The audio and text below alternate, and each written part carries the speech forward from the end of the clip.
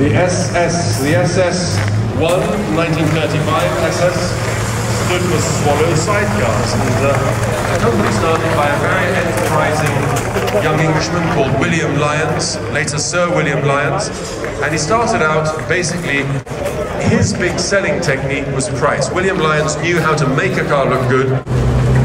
Lovely patinated appearance, not over-restored in any way.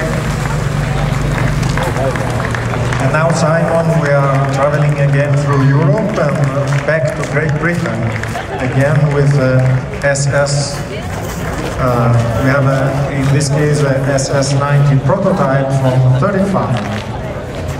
It's probably fair to say that this car, which incidentally is driven by Christian Jenny, do stop, you can see the brakes work, and Georg Donny, who's a well-known Jaguar restorer in Switzerland. Christian, of course, is one of the major exponents of the Jaguar Owners Club in Switzerland and a very faithful supporter of the Concours. On the SS90 that Christian is driving here today is arguably the grandfather of all Jaguar racing cars. This was the first model that Jaguar built with racing very much in mind. And there were cars that were successful on the rallies and the trials of the period.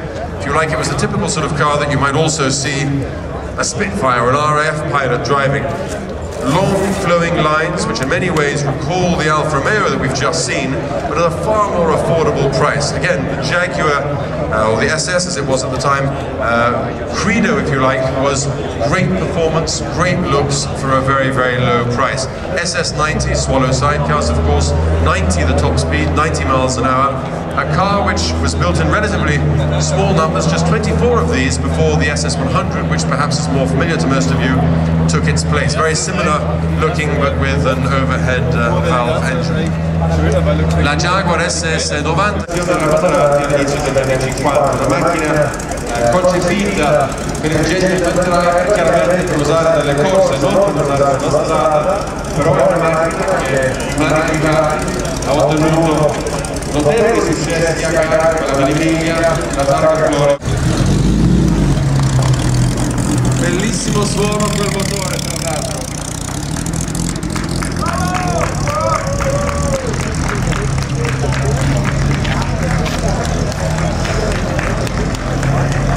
Yeah, and we have another sound here, a sound from Britain, in British Racing Green, one of the most famous British racing cars. Well, we've heard what 6 Italian cylinders sound like, now we can hear what 6 British cylinders sound like, even if we have an American gentleman at the wheel.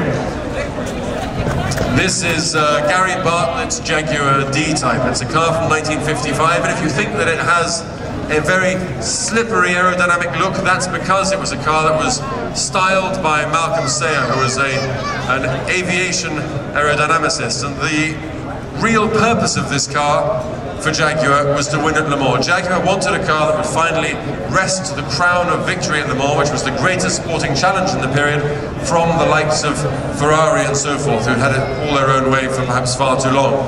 Jaguar did win with the C-Type, but they really wanted a bespoke racer that could be assured of outright victory at Le Mans for the next few years. And this model, in fact, won at Le Mans for no fewer than 3 years consecutively. 55, 56 and 57 at Le Mans were won by the Jaguar D-Type. But this car never made it to Le Mans. This car, in fact, was bought new by a Finnish tennis player.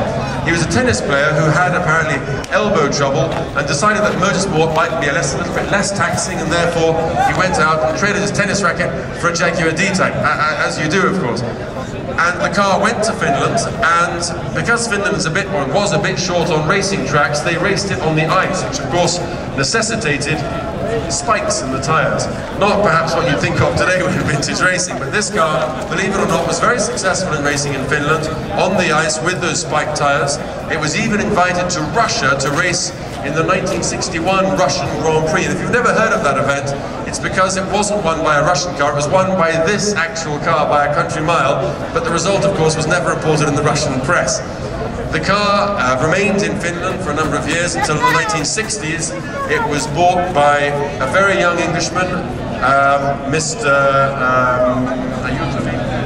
Nigel Moores, of the Littlewoods Pools family, and in fact it is his brother who is here today with the Ferrari Russo of Steve McQueen, and he was the person that bought that car out of Finland in 1966, brought it to England. The car was then restored, and today you see it back in its original configuration as it's owned by Gary Bartlett today. But it's a car with a lovely and romantic history.